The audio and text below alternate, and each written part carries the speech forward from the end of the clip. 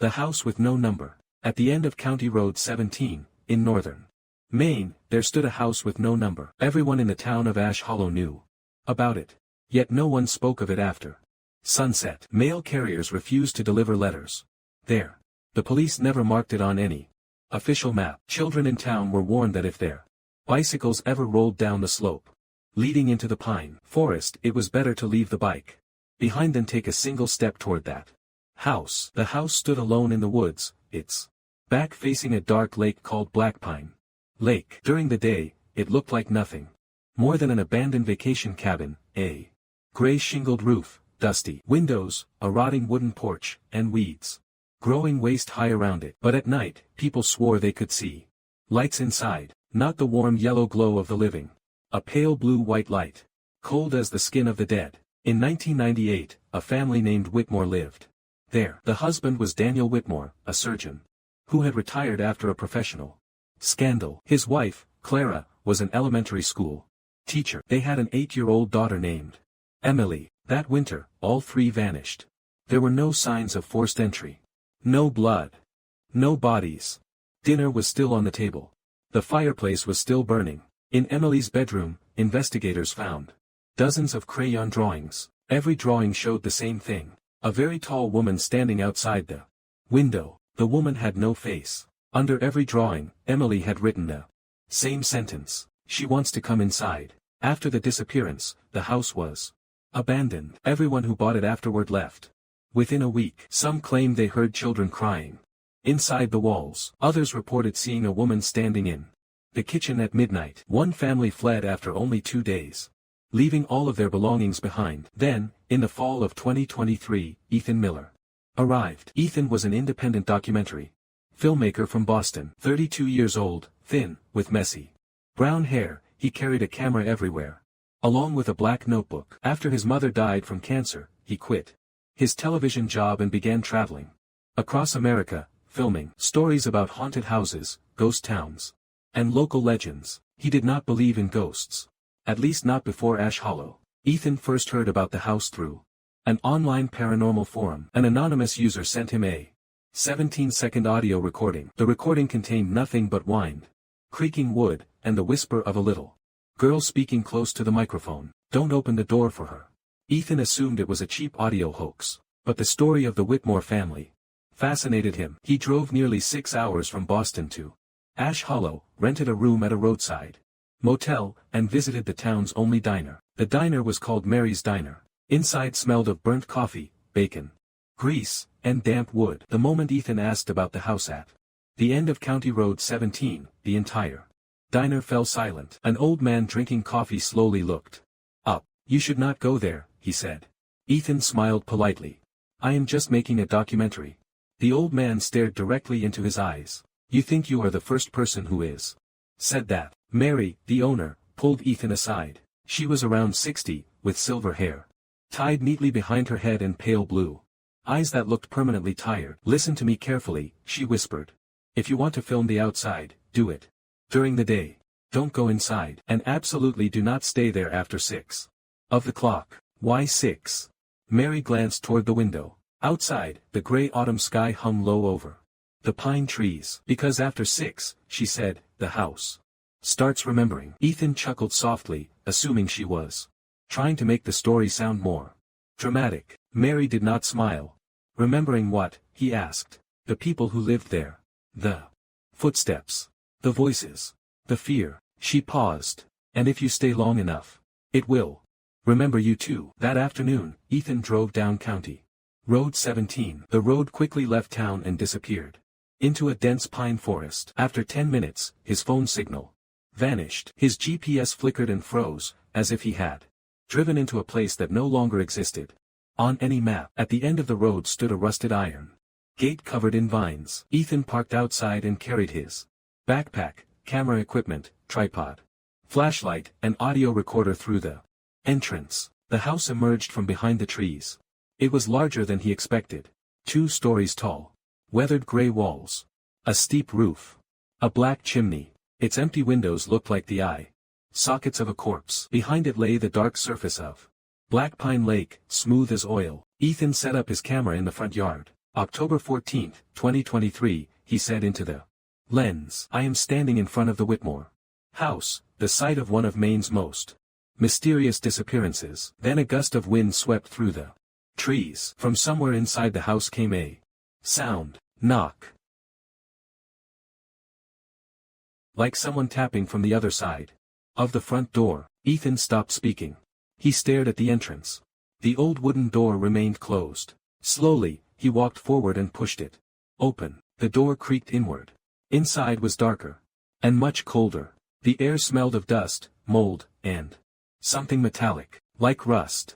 Ethan switched on his flashlight. The beam swept across a living room filled with furniture covered by white sheets, rotting bookshelves, a cold fireplace, and crooked family photographs hanging on the walls. He stepped inside. The floorboards groaned beneath his feet. Everything seemed frozen in the exact moment the Whitmore family disappeared. A coat still hung beside the entrance. A tiny pair of children's shoes rested beneath the staircase. 3 dusty dinner plates sat neatly on the dining table. One still contained a black dried substance that might once have been food, or ash. Ethan filmed every room. He tried to sound calm for the camera, but something about the house made him feel as though he were speaking too loudly. When he reached the second floor, he found Emily's bedroom. The door was painted pale pink. A small sign read, Emily. Inside, the room smelled of old paper, dust, and something faintly sweet, like perfume left too long in a closed drawer. The wallpaper had once been decorated with tiny yellow stars, but most of them had peeled away from the wall. A small bed stood in a corner, covered with a faded quilt. A white dresser leaned slightly to one side. On top of it sat a cracked music box, shaped like a carousel. The walls were covered in drawings, dozens of them. Some were pinned up with rusty thumbtacks. Others had been taped to the wallpaper so long ago that the tape had gone brown and brittle. Ethan stepped closer, lifting the camera to capture them. Each drawing showed the house from the outside. Each drawing showed a window, and outside every window stood the same tall, faceless woman. In some pictures, she was behind the trees. In others, she was standing by the lake. In one, she was pressed so close to the glass that her pale, blank face filled half the page. Ethan felt the hairs rise along his arms. Under one drawing, a childish hand had written, Mom says nobody is outside. Under another, Dad says I am dreaming. And under the last drawing, written in red crayon so hard it had torn through the paper, she is already in the house.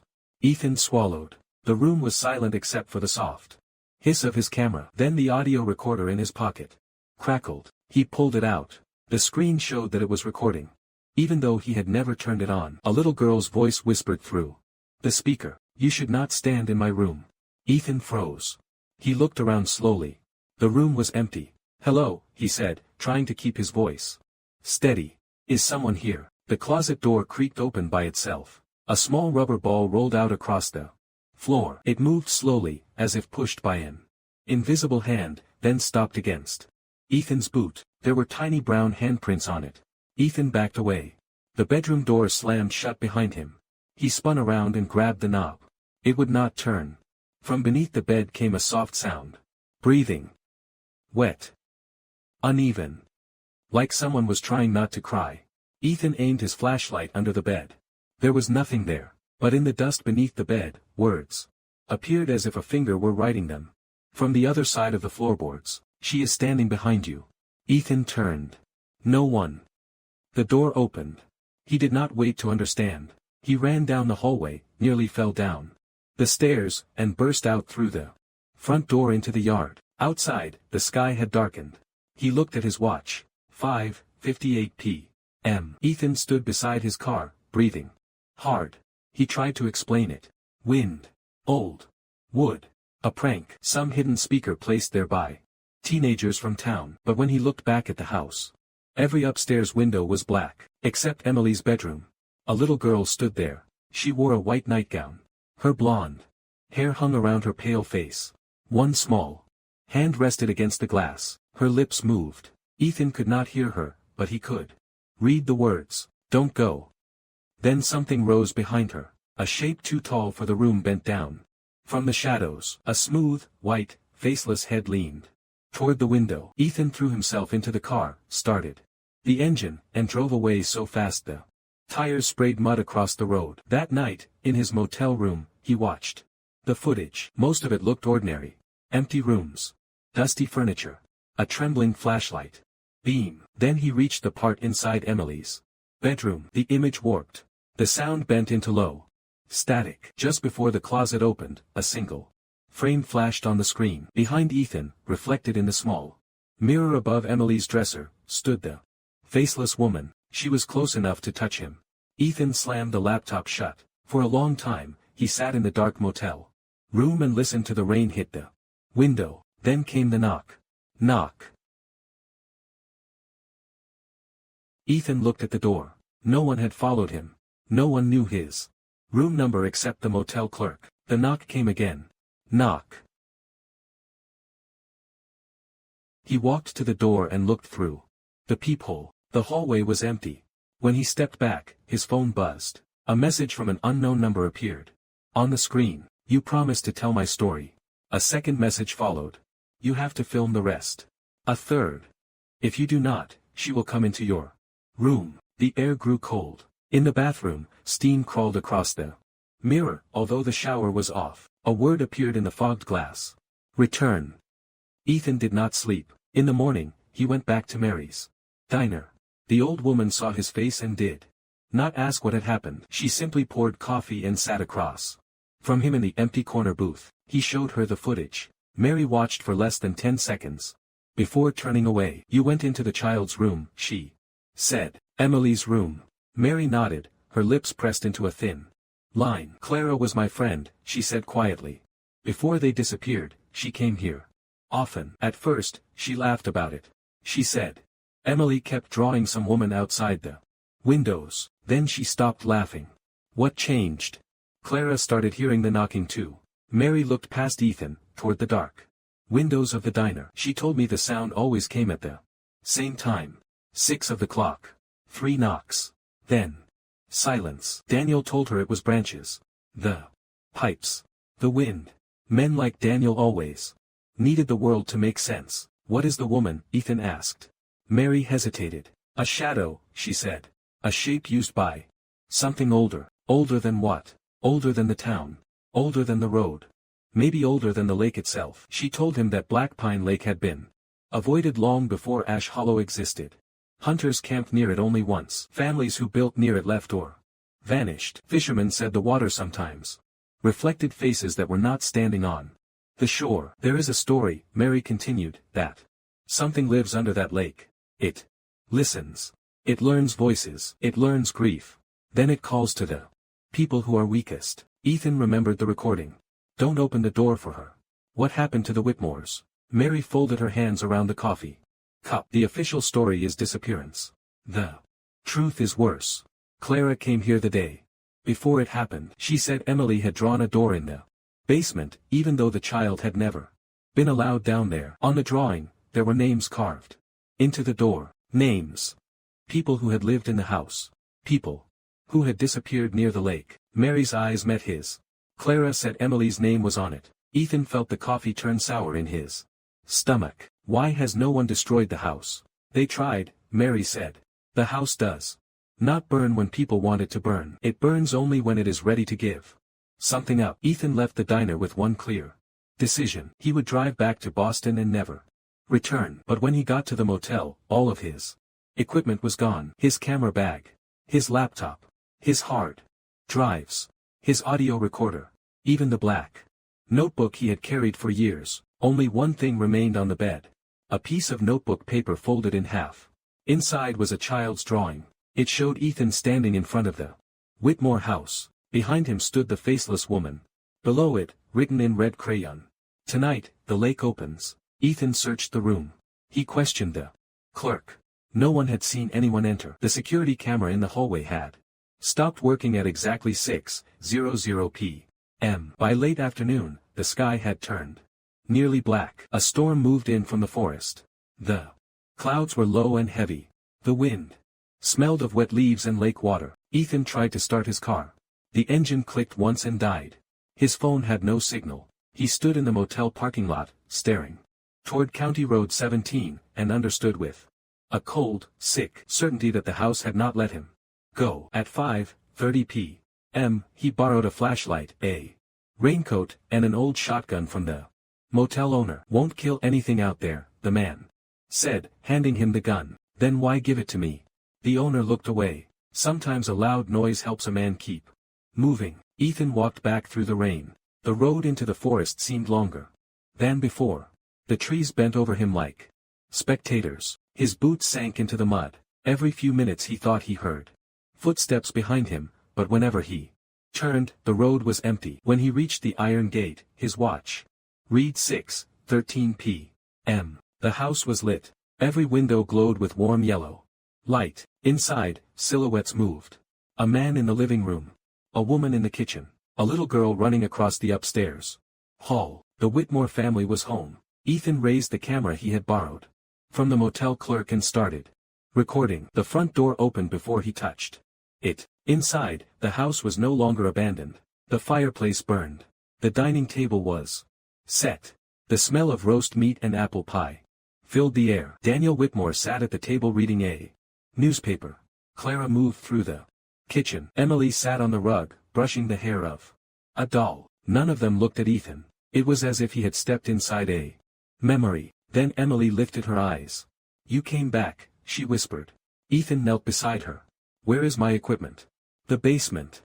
"Emily, what happened here?" The girl's small hands tightened around the doll. She wanted to come inside. Daddy opened the door because she sounded like Grandma. Ethan glanced toward Daniel.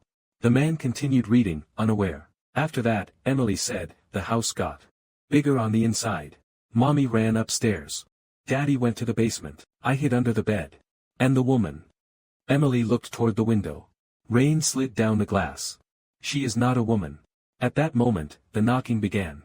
Knock.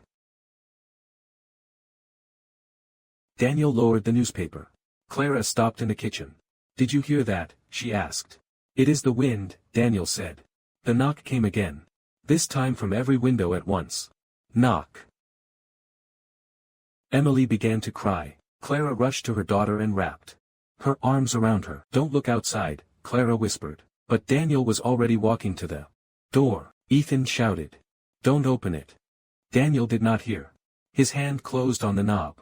The house went black. When Ethan's flashlight came on, the living room was rotten again. The fire was ash. The table was covered in dust. The Whitmores were gone. Only Emily's voice remained. "Downstairs," she whispered from somewhere above him. "Hurry." Ethan found the basement door behind the kitchen. It was warped and scratched with deep marks, as though someone had clawed at it. From the inside, he opened it. A smell rolled up from the darkness below. Mud. Cold water. Decay. He descended the stairs. The basement walls were stone, slick with moisture. At the bottom, he found his equipment arranged neatly on a wooden table. The camera. The laptop. The drives. The audio recorder. His black notebook. He packed them quickly. Then his flashlight beam struck the wall. Behind the table, there was a door. Not a wooden door. A heavy iron door set into the stone foundation. 3 rusted locks hung from it. Names were carved across the metal. Dozens of them. Daniel Whitmore. Clara Whitmore. Emily Whitmore. And below them, freshly cut into the iron, was another name. Ethan Miller. From behind the door came the sound of water. Then voices. Many voices. "Open it. Please. It is cold down here. Ethan." The last voice stopped his heart. It was his mother's voice. Soft. Weak. Tired from illness. "Ethan," she called. "Honey, please open the door." He stepped back. His mother's voice trembled. "I was so scared at the end. Why did you leave me alone?" Tears burned his eyes. He knew it was not her. He knew. But grief does not care what the mind knows. His hand rose toward the first lock. Then Emily screamed from the stairs. "Don't listen." Ethan jerked away. The voice behind the door changed. It became deep and wet and furious. "Bad son." The locks fell open by themselves. The iron door groaned. Black water poured through the crack. It spilled across the basement floor. Thick as oil. Pale hands appeared in the darkness beyond the door, gripping the edges, pulling it wider. Ethan grabbed his bag and ran. Behind him, something huge moved in the Water. He slammed the basement door shut and shoved a chair beneath the knob, though he knew it would not hold. Water seeped under the door. With it came long strands of black hair. The house shook. Upstairs, Emily shouted, "My room, burn. The drawings." Ethan ran. The hallway stretched longer than it should have. Doors lined both sides, doors he had never seen before. Behind each one came soft knocking. Knock. One door opened. Daniel Whitmore stood inside, his eye sockets black and empty. "Dinner is getting cold," he said. Another door opened. Clara stood with her neck bent at an impossible angle. "Have you seen my little girl?" she asked. Ethan kept running. At the end of the hall, Emily stood outside her bedroom. "The drawings are how she holds me," she said.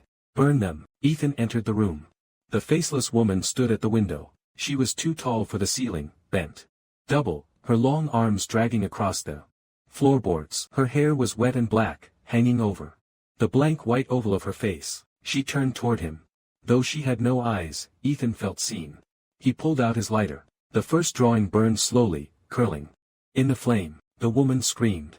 The sound was not human. It was the cracking of lake ice, the groan of drowning trees, the voices of the dead, forced through one throat. Ethan set fire to another drawing.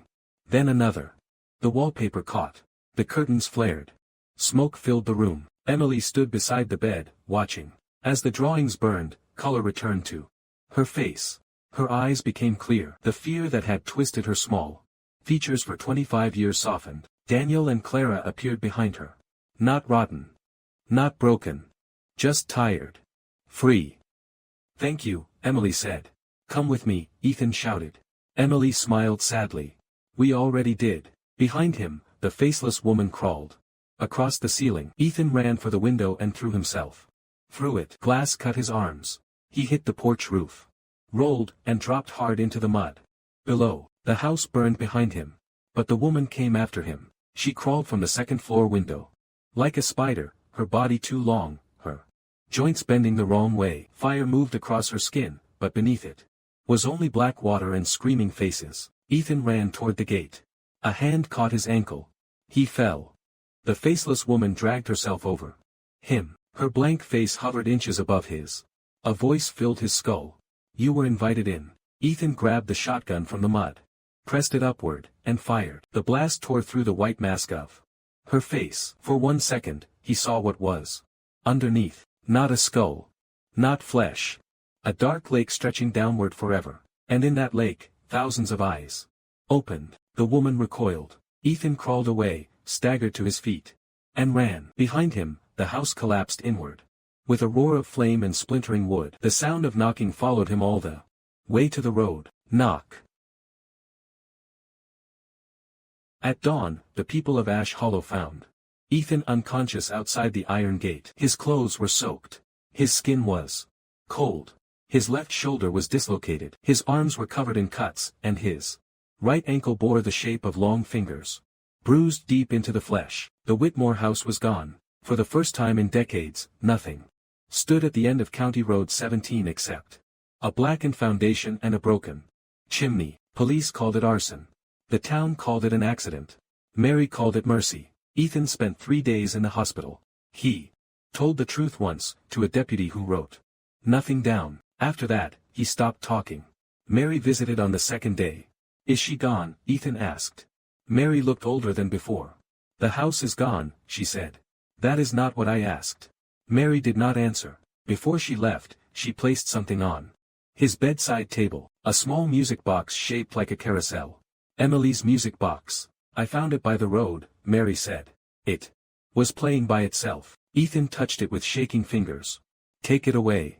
Mary nodded and picked it up again, but when she reached the door, the music box began to play. A slow, broken melody filled the hospital room. Then the lid opened. Inside, where the tiny horses should have turned, there was a folded strip of paper. Mary removed it. Her face went pale. She handed it to Ethan. It was a child's drawing. It showed a hospital room. A man lying in bed. A woman standing outside the window. Ethan looked toward the glass. The room was on the 3rd floor. Rain streaked the window. At first, there was nothing there. Then 3 knocks sounded softly from the outside. Knock. Mary began to pray under her breath. Ethan closed his eyes. When he opened them, the window was empty. He left Ash Hollow the next morning. Back in Boston, he tried to destroy everything. He deleted the footage. He smashed the hard drives. He threw the camera into the river. He burned the black notebook page by page. In a metal trash can. For 2 weeks, nothing happened. Then the dreams began. Every night, Ethan stood on the shore of Black Pine Lake. The water was still.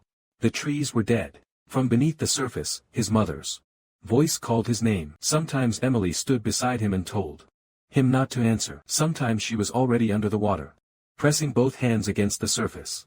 From below, by December, Ethan stopped sleeping. He taped cardboard over his windows. He left the lights on. He moved to a different apartment. Then another. But wherever he went, the knocking eventually returned. Sometimes from the closet. Sometimes from the walls. Sometimes from inside the bathroom mirror. On the night before Christmas, Ethan received a package with no return address. Inside was the black notebook. The one he had burned.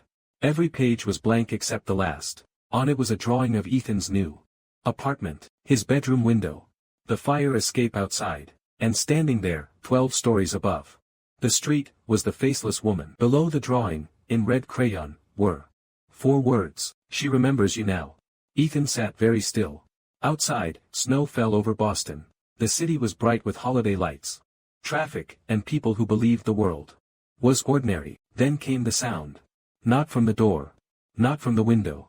From inside the wall behind his bed. Knock. Ethan did not move. A little girl's voice whispered from somewhere in the dark, "Don't open it, Ethan." Then his mother's voice whispered from the same wall, "Please, honey. It is cold out here." The wallpaper began to bulge inward, wet and black. Ethan backed toward the door. The knocking grew louder. The wall split. Water seeped through, and in the thin black crack opening behind his bed, Ethan saw a pale, smooth face, waiting patiently in the dark. The last thing recorded on his phone was not a scream. It was his own voice, quiet and broken, saying, "Mom." After that, the phone captured 3 soft knocks. Then nothing. The police report listed Ethan Miller as missing. No forced entry. No blood. No body. Only a damp stain on the bedroom wall and a child's drawing left on the floor. The drawing showed a house with no number. Not in Maine. Not beside Black Pine Lake. But somewhere in a city, between apartment buildings, where no house should ever be. Its windows were glowing pale blue-white. And on the porch stood Ethan Miller, smiling. Behind him, in the open doorway, stood the faceless woman. Under the drawing, written in red crayon, was one final sentence. He let her come inside. The end.